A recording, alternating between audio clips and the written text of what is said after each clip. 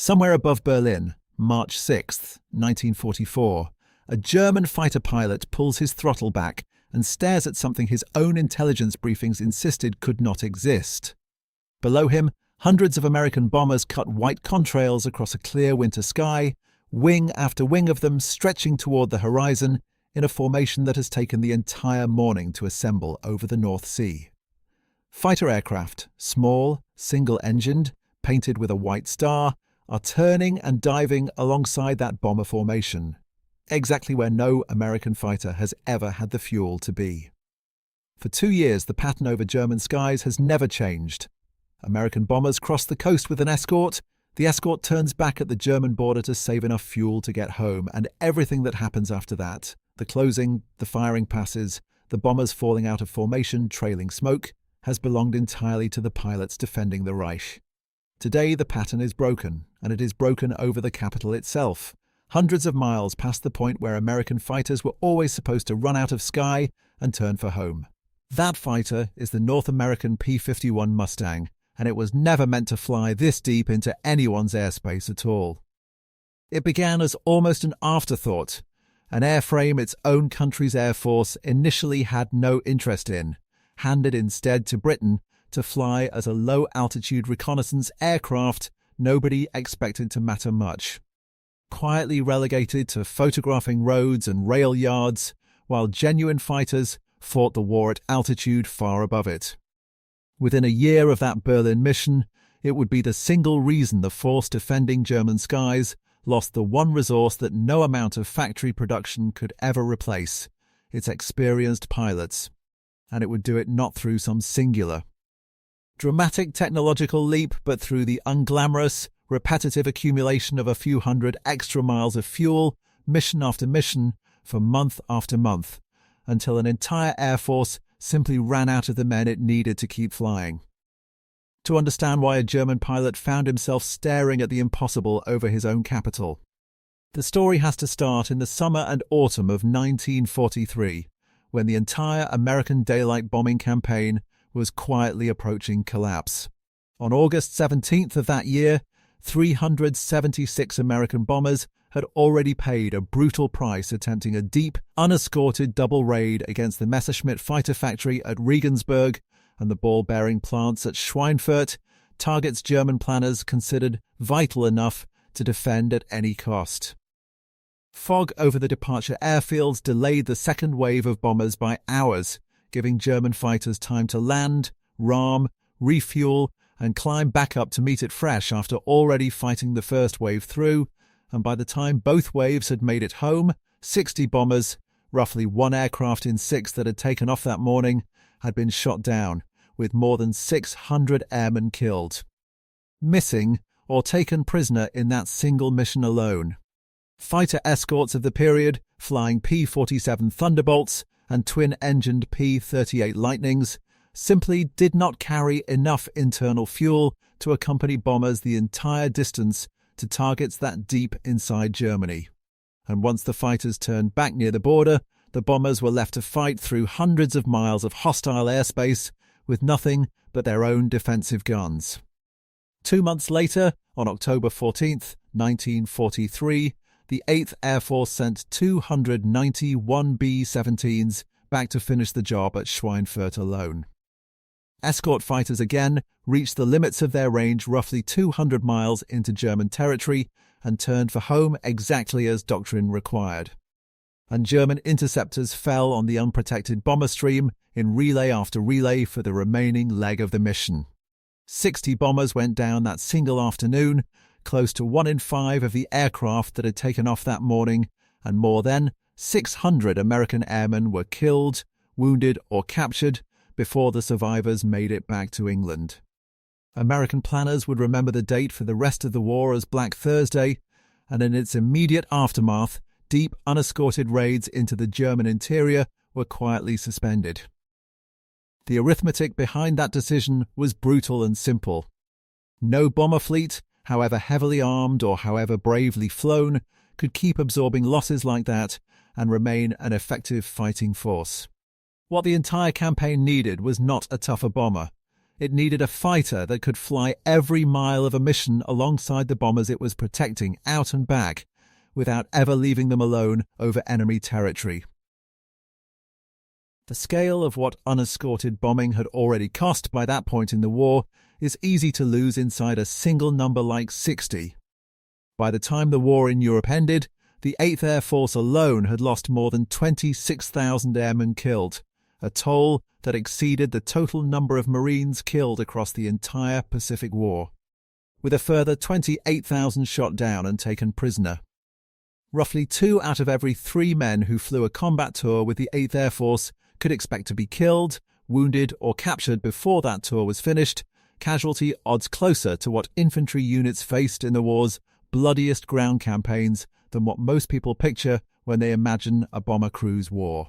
A very large share of that toll was accumulated during exactly the period this story is about to describe, the stretch of 1943, when American bombers were still flying the last, most dangerous legs of their missions with no fighter beside them at all. The aircraft that would eventually solve that exact problem started life in 1940 as a favour North American Aviation was not originally asked to perform in the way it ended up performing it. When a British purchasing commission approached the California Company asking it to build the existing Curtiss P-40 fighter under licence for the Royal Air Force. Company President James Kindleberger proposed something different instead, an entirely new design his engineers believed could outperform the older aircraft using many of the same manufacturing techniques and components already on hand. Part of what made that new design promising rather than simply hopeful was a wing shape North American's engineers borrowed from ongoing research into low-drag laminar flow airfoils. A wing built to keep air flowing smoothly across its surface for as long as possible rather than turning turbulent close to the leading edge the way most wartime fighter wings did. In theory, that shape promised both higher speed and better fuel efficiency for a given amount of engine power. In practice, manufacturing tolerances of the day meant the real aircraft rarely achieved the full benefit laminar flow research promised on paper, but even a partial improvement in drag translated directly into the kind of range advantage no other fighter of the war could match once the rest of the airframe caught up to it. The resulting prototype, completed in barely 100 days, flew for the first time on October 26, 1940, and the Royal Air Force liked what it saw enough to order the type into production almost immediately under the name Mustang. There was, however, an obvious limitation sitting in the aircraft's nose. Its Allison V 1710 engine carried no supercharger stage built for altitude, and its usable power fell away sharply above roughly 15,000 feet, well below where most of the air war over Europe was actually being decided. British pilots found themselves flying a fast, sturdy, remarkably long-legged airframe wrapped around an engine that made it a poor fighter at the altitudes bomber formations actually flew, and the Royal Air Force quietly reassigned most of its early Mustangs to low-level tactical reconnaissance and ground attack duties instead. Using it as a fast set of eyes rather than a fighter meant to contest the sky above 15,000 feet. Even in that limited role, the aircraft drew blood almost immediately. On August 19, 1942, during the Allied raid on the French port of Dieppe, a Mustang flying with a Royal Canadian Air Force squadron shot down a German Focke-Wulf FW-190. The type's first confirmed aerial victory of the war, achieved by an aircraft its own American manufacturer, still had no fighter contract to build back home. That last detail was not an accident of paperwork. When the United States Army Air Forces finally found a use for the airframe in 1942, it did so through the only budget line still open to it, funding meant for attack aircraft rather than fighters, and the result was a dive bomber variant called the A-36 Apache, fitted with distinctive slatted dive brakes above and below each wing that let a pilot drop into a near-vertical dive from around 12,000 feet while holding speed to a survivable limit. Flying from bases in North Africa from the spring of 1943 onward, the Apache saw hard combat over Sicily, mainland Italy, and the China-Burma-India Theatre. Credited with 84 aerial victories along the way and producing the type's first American ace, Lieutenant Michael Russo, even as low-altitude ground attack work exposed a real weakness in the design, a radiator mounted underneath the fuselage that ground fire could reach far more easily than fire coming from another aircraft. A vulnerability that claimed well over 100 Apaches before the variant was withdrawn from service in 1944. It would take a different kind of intervention entirely, one that had nothing to do with bombs or dive breaks, to turn this same airframe into the aircraft that mattered most. In the spring of 1942, a Rolls-Royce test pilot named Ronald Harker flew one of those early underpowered Mustangs and came away convinced the airframe itself deserved a far better engine than it had been given. Harker suggested fitting it with the same Merlin engine already powering the Spitfire, a supercharged design specifically built to keep making real power at altitudes where the Allison simply gave up. Test flights that followed at Hucknall that same year revealed a transformation nobody involved had fully anticipated from what was, on paper, a straightforward engine swap. A dramatic jump in performance above 15,000 feet without sacrificing the long range the airframe had always naturally possessed. North American built its own version of that pairing under license from the Packard Motor Car Company, and the resulting P-51B and P-51C variants became, almost overnight, the first genuinely long-range fighter capable of meeting the Luftwaffe's own aircraft on equal terms at the altitudes that mattered. Engineers kept refining the formula from there, adding an extra 85-gallon internal fuel tank behind the cockpit on later production blocks and, just as importantly, learning to hang disposable external tanks under each wing that could be dropped the moment combat began. Together, those changes stretched the Mustang's range out to roughly 1,650 miles, enough for the first time in the war to escort a bomber formation from an airfield in England to a target deep inside Germany and all the way back on fuel it carried itself. The definitive P-51D that followed added a bubble canopy giving the pilot a nearly unbroken view in every direction, a genuine safety advantage in a fight where the first fighter to spot its opponent usually won. Along with 650 caliber Browning machine guns, carrying close to 2,000 rounds of ammunition between them, more sustained firepower than the aircraft's German opponents typically carried into the same fight. The Packard-built Merlin driving all of that could produce over 1,600 horsepower at war emergency settings, enough to push the P-51D to roughly 445 miles an hour at 28,000 feet, competitive with anything the Luftwaffe could put in the air at that altitude. Late in the war, many Mustangs were also fitted with a gyroscopic gun sight known as the K-14, a genuine piece of automation that calculated the lead angle a pilot needed for a deflection shot mechanically, rather than leaving that calculation to guesswork built from experience alone, turning what had always been one of fighter combat's hardest-learned skills into something closer to simply pointing the aircraft correctly and pulling the trigger at the right moment.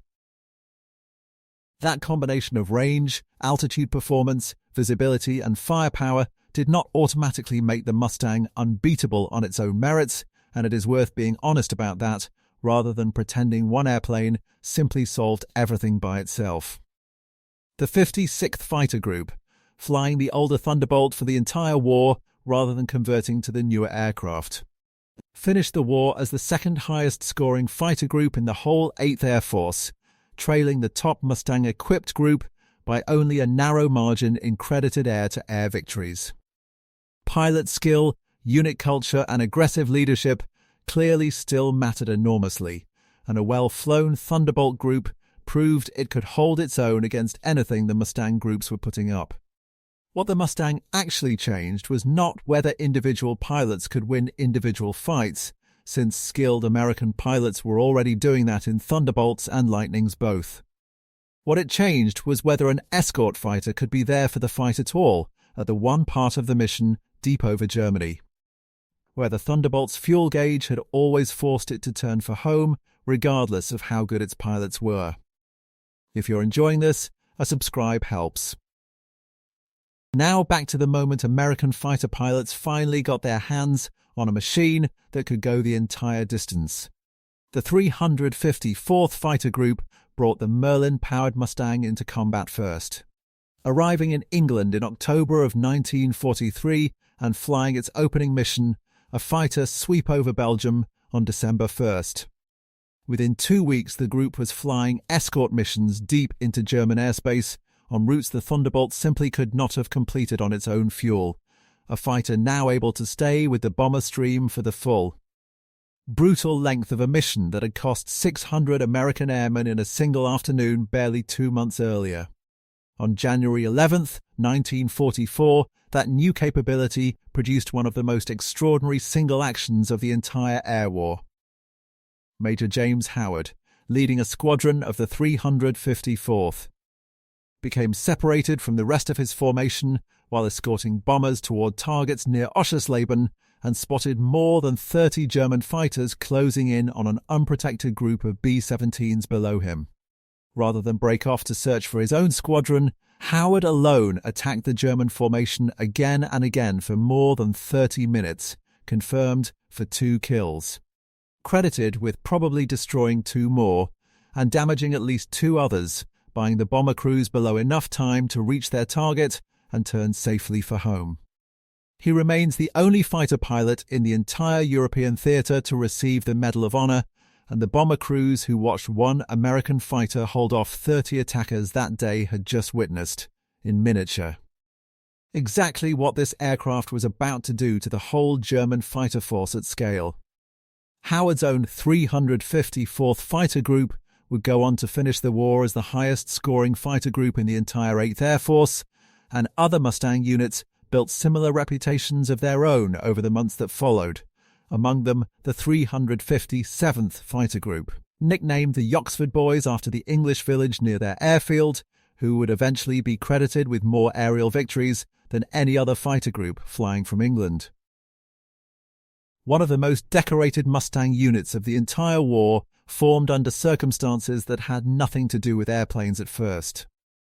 The 332nd Fighter Group, made up entirely of black pilots trained at Tuskegee Army Airfield in Alabama at a time when the United States military itself remained racially segregated. Flew Thunderbolts before converting to Mustangs and painting their tails a distinctive red, a marking that earned the group its lasting nickname, the Red Tails.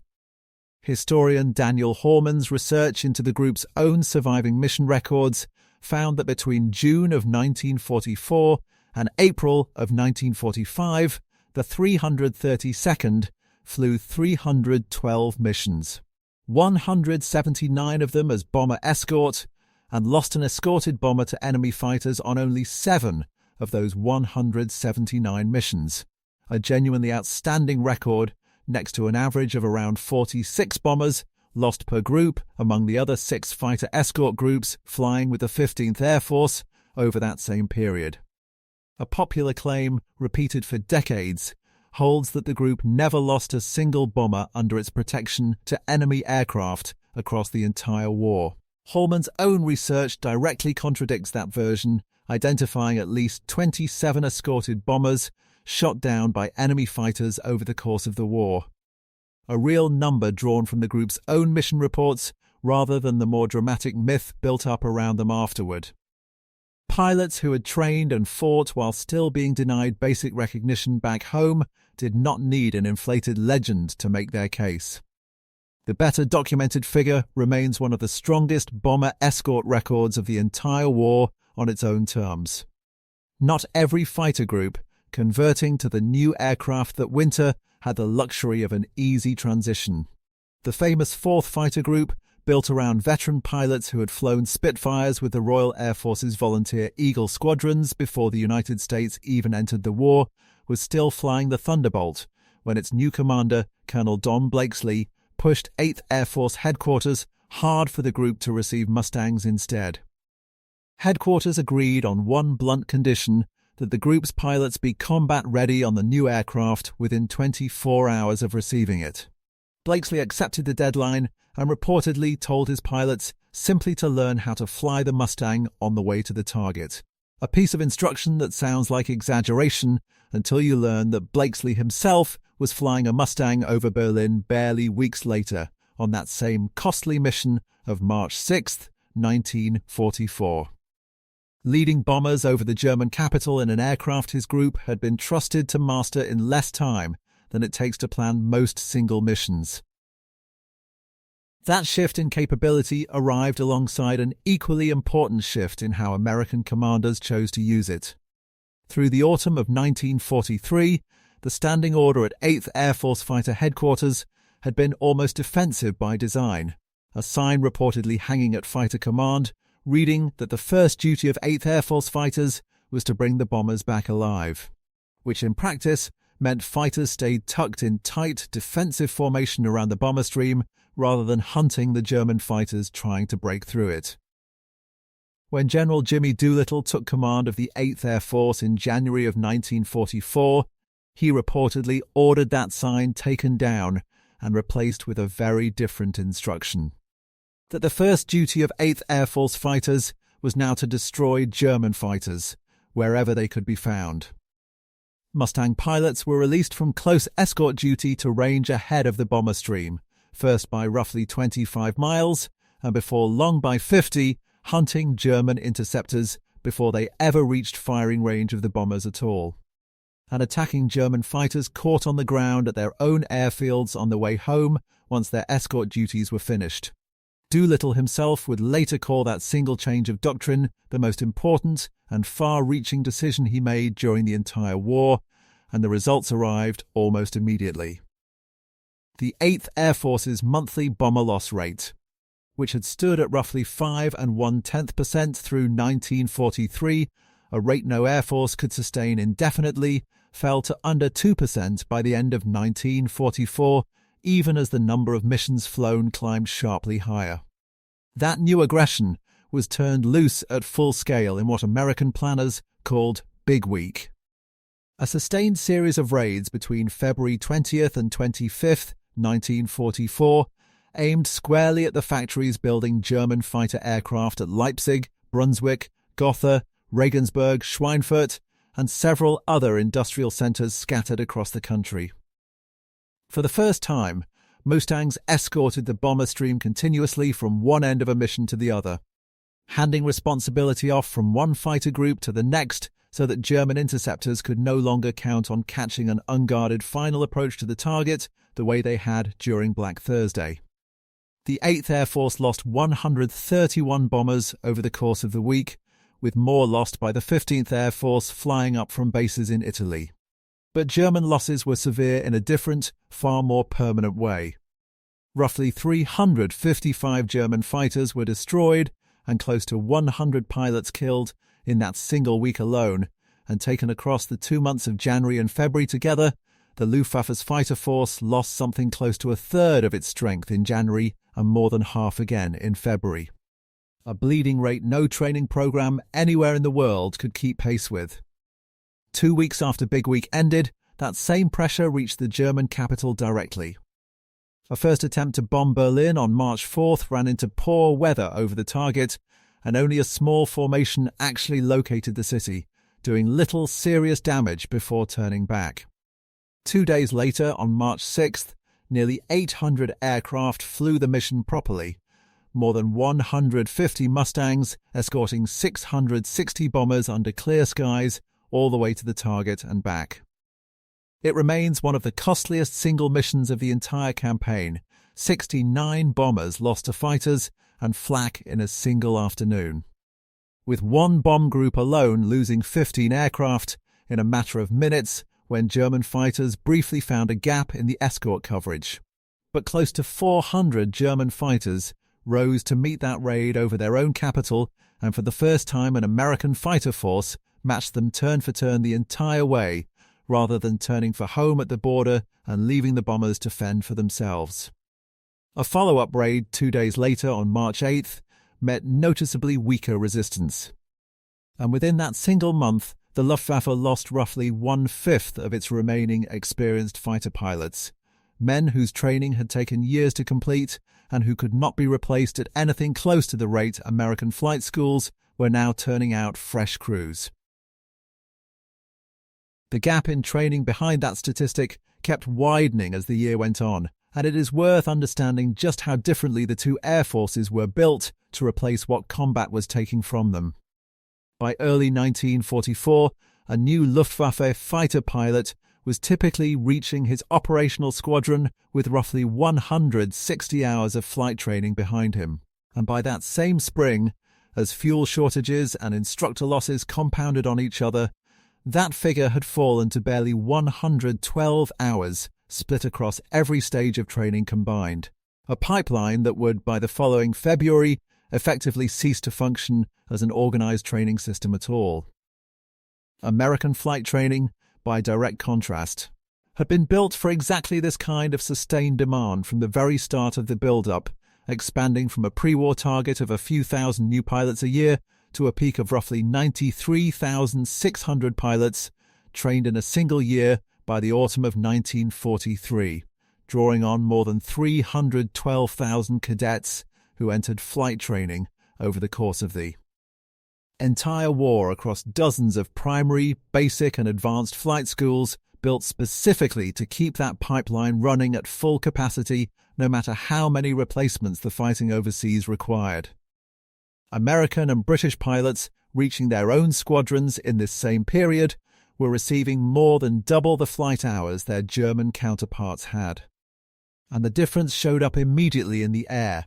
Not as a difference in courage, German pilots fought as hard as they ever had, but as a difference in the basic instincts that only repetition can build, when to break off a fight that could not be won, when a formation was about to be bounced, when an aircraft's true limits had actually been reached. By June of 1944, the accumulated weight of that advantage produced something the planners of Operation Overlord had quietly been counting on for months, near total Allied air supremacy over the invasion beaches at Normandy. Of the roughly 15,000 Allied aircraft sorties flown over the beaches and the Channel on D-Day itself, the entire German Air Force in the West could answer with only about 319 sorties of its own, an imbalance close to 30 aircraft in the air for every one the Luftwaffe could put up. A ratio that would have sounded like pure fantasy to the bomber crews who had fought through Black Thursday only 8 months earlier. Mustangs that had spent the winter and spring grinding down the German fighter force over its own territory were now free to range across northern France largely unopposed, strafing rail lines, road convoys and airfields to choke off German reinforcements racing toward the beachhead, a role the aircraft's long range and 6 heavy machine guns suited it for almost as well as bomber escort had.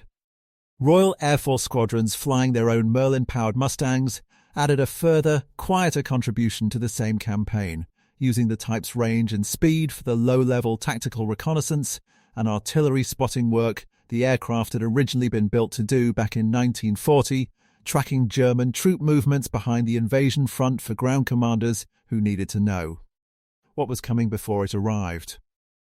Even after achieving that kind of dominance over France, the war in the air was never as one-sided as the raw sortie numbers on D-Day might suggest, and it would be its own kind of myth to claim otherwise. German fighter units kept contesting the skies over the front for months afterward, in shrinking numbers and with steadily less experienced pilots. But with individual aircraft and individual pilots still fully capable of shooting down a careless or unlucky American fighter on any given day. Air superiority in 1944 never meant the German Air Force disappeared. It meant American and British aircraft could generally choose when and where to fight, while German pilots increasingly could not. A structural advantage built entirely out of range, numbers, and a training pipeline the other side no longer had, rather than any single aircraft being simply unbeatable in every engagement it flew. Getting a fighter that far into enemy territory and back took more than a good engine. A typical deep escort mission by the spring of 1944 began hours before takeoff with target and route planning built around exactly how much fuel each drop tank would buy, since every extra minute spent climbing to rendezvous altitude or circling to form up was a minute of range spent before the mission even properly began. Fighter groups met the bomber stream at prearranged points along the route, often over the Dutch coast or the German border itself, then handed responsibility from one group to the next in a relay along the bomber's path, so that no single squadron had to stretch its own fuel far enough to cover the entire mission alone. The same relay system Big Week had first proven at scale. Drop tanks were jettisoned the moment a fight actually started, since a fighter trying to dogfight while still carrying 2 tanks of fuel under its wings was giving away exactly the kind of performance advantage the whole mission depended on. None of that logistics was glamorous, and none of it appears in most retellings of the air war. But it is the reason a fighter with excellent paper specifications actually managed to be useful 400 miles from the nearest friendly airfield rather than simply impressive on a datasheet back home. None of it was comfortable for the man flying it either. A deep escort mission to Berlin and back could keep a pilot strapped into a cramped, unheated cockpit for 6 or 7 hours at a stretch, breathing through an oxygen mask for most of that time at altitudes where the outside air temperature routinely fell tens of degrees below freezing, scanning the sky constantly for the first sign of an attack that could come from any direction with almost no warning. Pilots flying that kind of mission several times a week for months on end were fighting fatigue and cold as much as they were fighting the Luftwaffe, a grinding, unglamorous cost of the aircraft's own greatest strength, since none of that endurance would have been necessary at all in a fighter that still had to turn back at the border. Set the Mustang directly against the fighters it was grinding down, and the comparison explains exactly why that pilot shortage became so fatal so quickly. The Messerschmitt Bf 109 and Focke-Wulf 190 were both genuinely excellent aircraft in their own right, and a well-flown example of either remained dangerous in a turning fight for the entire war. But neither had ever been designed with a range to operate far from its own airfield, since neither was ever meant to fight anywhere but over German-held territory close to home.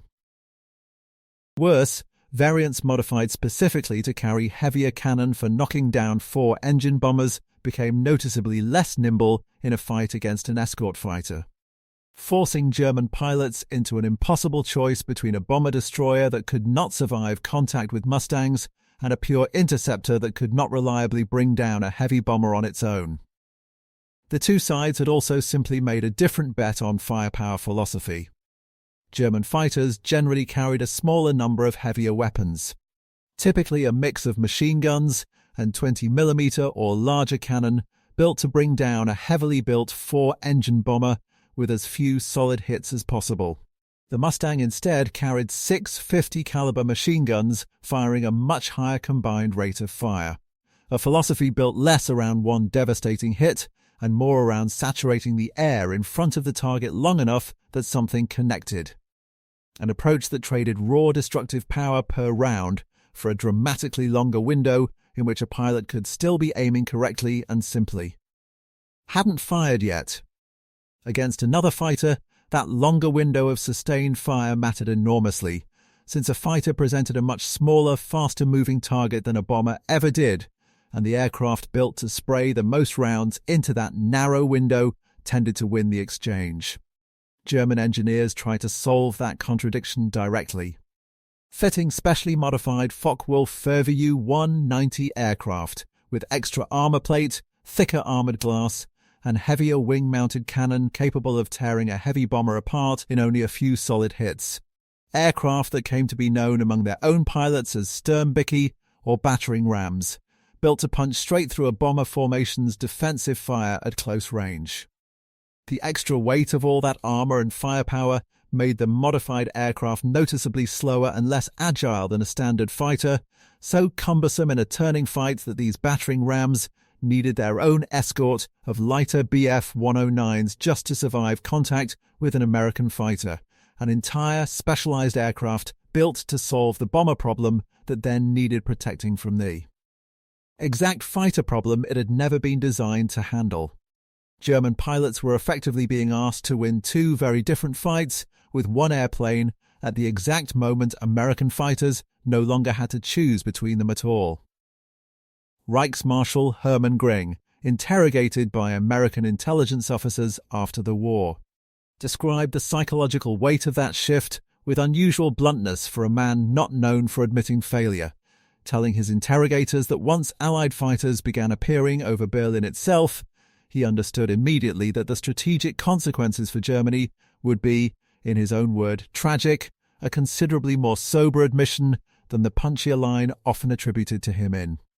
Popular retellings today, but no less damning coming from the officer who had once personally promised Hitler that no enemy bomber would ever reach the Reich at all. A common myth holds that Big Week broke the German Air Force simply by flattening the factories building its fighters. The production numbers tell a different story. German fighter output did not collapse in 1944, it actually climbed to the highest level of the entire war that year. Dispersed production lines and desperate improvisation keeping assembly moving even under sustained bombing. So much so that Germany still managed to build close to 40,000 aircraft of all types that year against roughly 96,000 built in the United States over the same 12 months, a wide gap but hardly evidence of an industry that had been bombed out of existence. What Big Week and the raids that followed it actually destroyed was not the machines rolling off those lines but the men available to fly them, and unlike a factory, a fighter pilot with 2 or 3 years of training behind him could not be rebuilt on any timetable that mattered once the losses started outpacing the schools. A second myth assumes the Mustangs simply outflew every German fighter it faced in every respect from the moment the Merlin engine arrived. It didn't need to. Man for man in a tight, low-altitude turning fight, a well-flown Bf 109 remained a genuinely dangerous opponent for the rest of the war. What actually decided the outcome was range, sustained numbers, and a training pipeline back home that kept sending experienced pilots to the front while Germany's own pipeline quietly ran dry. An advantage that had very little to do with which fighter could turn tighter and everything to do with which side could still afford to keep losing pilots and replacing them anyway. The same long range that let Mustangs escort bombers to Berlin also let them escort bombers to a target that mattered even more. And this is where the aircraft's real strategic weight becomes clearest.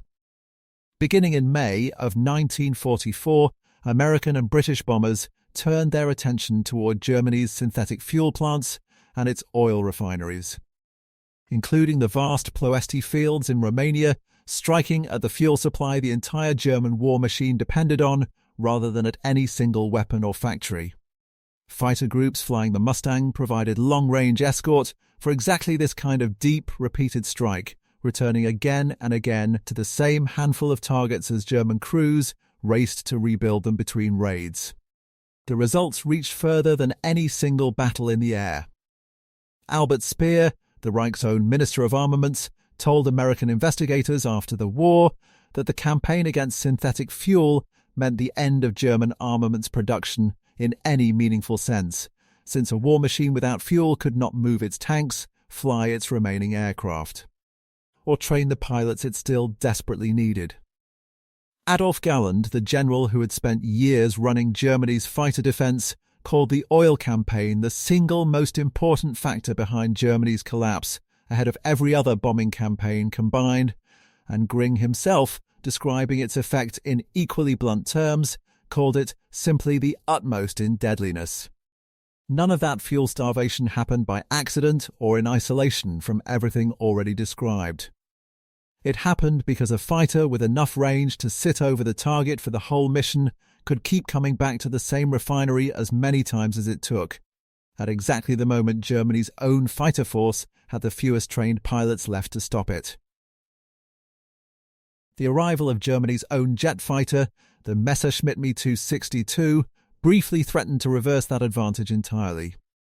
Roughly 100 miles an hour faster than any propeller-driven Allied fighter in level flight, the jet should have been nearly untouchable, and in the air it very nearly was.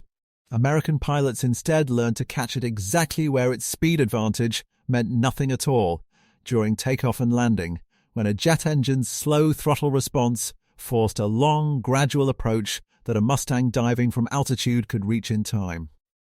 Lieutenant Chuck Yeager of the 357th Fighter Group shot one down during exactly that kind of vulnerable landing approach. Lieutenant Urban Drew of the 361st Fighter Group destroyed two Me-2 62s as they were still lifting off their own runway on October 7, 1944. A month later, on November 8, 1944, Germany lost one of its most decorated pilots of the entire war in an encounter that showed the jet's vulnerability from a different angle entirely. Major Walter Nowotny, credited with 258 victories and placed in command of the Luftwaffe's first operational jet unit, shot down a bomber and a Mustang in his Me-2 62 that same afternoon before turning for home, only to be intercepted on his own return leg by Mustangs of the 357th and 20th Fighter Groups. Adolf Galland, watching from the ground below, later described what he saw next in his own written account. A jet appearing out of the clouds and diving vertically into the earth in a burst of black smoke and fire. Nowotny did not survive the crash, losing a pilot of his experience and reputation on what should have been a routine return to base, underlined exactly how little margin for error even Germany's most advanced aircraft and most decorated pilots had left by the final winter of the war. By February 25, 1945, Mustangs of the 55th Fighter Group caught an entire formation of jets at takeoff and destroyed 6 of them in a single pass. Proof that even Germany's most technologically advanced fighter of the war could be beaten the same way everything else had been beaten across the previous year, through patience. Sustained pressure applied at the one moment an otherwise superior machine had no answer at all.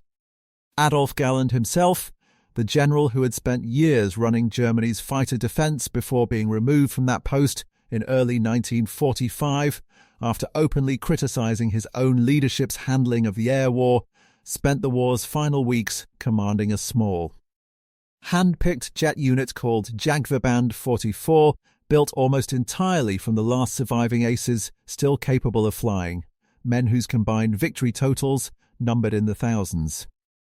Flying perhaps half a dozen jets at any one time by that point, the unit still managed to claim roughly 47 Allied aircraft destroyed in April and May of 1945 alone. A genuinely impressive kill ratio that nonetheless changed nothing about the outcome. There were simply no factories left capable of turning that handful of elite pilots into a force large enough to matter, and Galland's own combat career ended on April 26, 1945, when he himself was shot down and wounded during one of the unit's last missions, a fitting, almost literal illustration of how completely the roles had reversed since the war's early years, when it had been German pilots doing the hunting and Allied bomber crews doing the dying. Germany's last serious attempt to reverse any of this arrived on New Year's Day, 1945, when the Luftwaffe threw nearly its entire remaining fighter strength into a single surprise attack on Allied airfields across Belgium and the Netherlands, an operation called Bodenplatte, achieving genuine tactical surprise for once. German fighters destroyed something in the range of 300 Allied aircraft caught on the ground, a real and painful blow. But the cost of achieving it proved to be exactly the wound the Luftwaffe could least afford to open. Estimates vary by source, but at minimum around 140 pilots were killed that single morning, including a number of experienced flight and squadron leaders who had survived years of combat only to be lost attacking parked aircraft rather than defending against them, and total German aircraft losses across the operation likely exceeded the roughly 300 machines the Allies lost on the ground. Aircraft sitting empty on an airfield could be replaced from a factory within days. The pilots who died attacking them could not be replaced at all, and Bodenplatte is remembered today less as a Luftwaffe victory than as the last time the force defending German skies had enough aircraft and pilots left to attempt anything at that scale. The cost of applying that pressure fell on real people, including the American pilots delivering it. Major George Preddy, flying a Mustang he had named Cripes A'Mighty after receiving it that April, shot down 6 German fighters in a single mission on August 6, 1944, a feat that earned him the Distinguished Service Cross and stood as one of the single best days any American fighter pilot achieved in the entire war. He went on to finish the conflict as the leading Mustang ace overall, credited with nearly 27 victories in total, 23 of them flying the P-51. 5 months after that record afternoon, on Christmas Day, 1944, Preddy was killed by American anti-aircraft fire during the chaos of the Battle of the Bulge. Mistaken in poor winter visibility for a low-flying enemy aircraft by his own side's gunners as he chased a German fighter at low altitude near the front line. A reminder that the same low cloud and confusion that grounded so much Allied air power during the German offensive, that December could turn deadly for the pilots flying through the brief gaps in it. When the weather over the Ardennes finally broke clear on December 23rd, it was Mustangs and Thunderbolts pouring through those gaps in strength that helped blunt the German advance from the air, a sudden reversal German ground commanders had been counting on the winter weather to prevent entirely, and the same low cloud that had grounded Allied aircraft for the offensive's opening days was gone just in time to strand German armoured columns in the open with no cover left to hide under.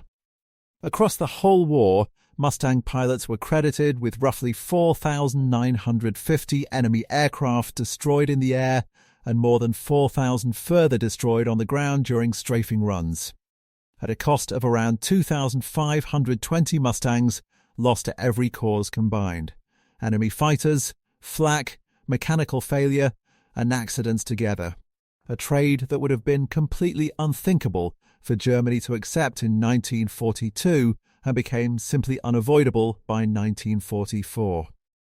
The airframe's usefulness did not end with the last mission it flew for the 8th Air Force. 9th Air Force units flying the same aircraft in support of ground troops moving across France and into Germany used its range and firepower for close air support and armed reconnaissance well behind enemy lines, hunting the same trucks, trains and staff cars that had once counted on distance from the front for their own safety. Beyond the skies over Europe, the same basic aircraft found work wherever range mattered more than any other single quality. Fighter groups flying from bases in China and Burma used the Mustang's endurance to reach targets across distances that would have stranded shorter-legged fighters, and by the closing months of the war, Mustangs based on the newly captured island of Iwo Jima were escorting B-29 bombers on the long haul to targets across Japan itself, the same range advantage that had first proven itself over Berlin, now doing identical work on the other side of the world. Building that many airframes required an industrial effort to match the tactical one.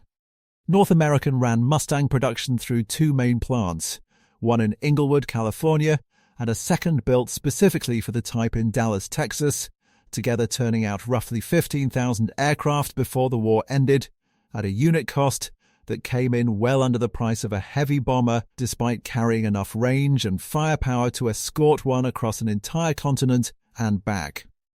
Much of that production line workforce in Inglewood and Dallas alike was made up of workers who had never built an aircraft before 1942. Women in particular stepping into skilled riveting, wiring and assembly jobs across the American aircraft industry in numbers that would have been unthinkable a few years earlier. The same broader industrial mobilization that let American factories out produced Germany's by more than 2-to-1 in 1944, even while fielding an air force fighting on 2 sides of the planet at once. The aircraft went on to serve with more than 25 air forces around the world after 1945. Flying ground attack missions for the United States Air Force under the new designation F-51 during the opening year of the Korean War, before jet fighters took over that role entirely, and the very last operational examples flew combat missions with the Dominican Republic's Air Force as late as 1984, 4 decades after a Rolls-Royce test pilot first wondered what a proper high. Altitude engine might do for an airframe everyone else had already quietly written off as a disappointment. Long after its combat service ended, the design kept a second life few other wartime fighters ever achieved. Hundreds of surviving airframes were bought cheaply as war surplus by private owners in the years after 1945. And the aircraft became the backbone of post-war air racing, competing at events like the Reno National Championship air races decades after the war it was built for had ended, its long straight wing and powerful engine giving it genuine performance even against purpose-built racing aircraft. Today, a meaningful fraction of the surviving examples remain airworthy in private hands and museum collections around the world, still flown at air shows by pilots and mechanics devoted entirely to keeping a design first sketched out in 1940 in the air for new generations who never lived through the war it helped decide. A handful of those preserved airframes still carry the exact paint schemes of the units that flew them: red tails, checkerboard cowlings, and the personal nose art individual pilots chose for aircraft they sometimes named after wives, mothers, or hometowns left behind. Small human details painted onto a machine that airshow crowds today can still walk up and touch. A closeness to the actual history that few other surviving weapons of the war offer in quite the same way. Few fighters from the entire conflict occupy the same place in popular memory, and fewer still can claim that their reputation rests on a documented, traceable turning point in the actual campaign rather than reputation built up after the fact. Back over Berlin on that March afternoon in 1944, the German pilot watching an impossible formation of small American fighters escort bombers over his own capital had no way of knowing he was watching the specific moment his Air Force's future ran out from under it. He had no way of knowing that the fighter turning below him had been built in its earliest form.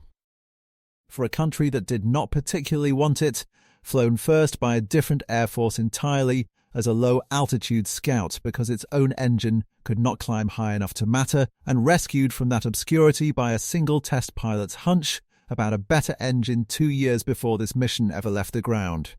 He had no way of knowing that the pilots flying it that afternoon had, in more than a few cases, been given less than a full day to learn the aircraft before being told to fly it over the most heavily defended city in Europe. And he had no way of knowing that within a year the training pipeline behind his own cockpit would have collapsed entirely, while the one behind the aircraft chasing him would still be turning out tens of thousands of fresh pilots a year. An imbalance no amount of skill or courage on his part could have any real hope of closing. What Ronald Harker's engine swap eventually turned into was never meant to end the war by itself, and it plainly did not need to. It was meant to close a gap of a few hundred miles in the sky that had been killing American bomber crews by the hundreds every month. The exact gap that had cost 60 bombers and 600 airmen in a single afternoon back in October of 1943. Once that gap closed for good, the force built to defend Germany's own skies never again had enough trained pilots left standing to close it back, no matter how many aircraft its factories kept managing to build. It lost the fight not in a single dramatic battle, but in 100 separate escort missions stretched across a single year. Each one shaving away a few more experienced pilots the other side could still afford to lose, and Germany plainly could not. An unremarkable American fighter, rejected once, rebuilt once, and finally handed the range nobody in its own Air Force originally thought it needed. A cause worth flying that extra distance for, mission after mission, on the other end of it. That combination, and nothing more exotic than that, is the specific reason the sky over Berlin never belonged to Germany again.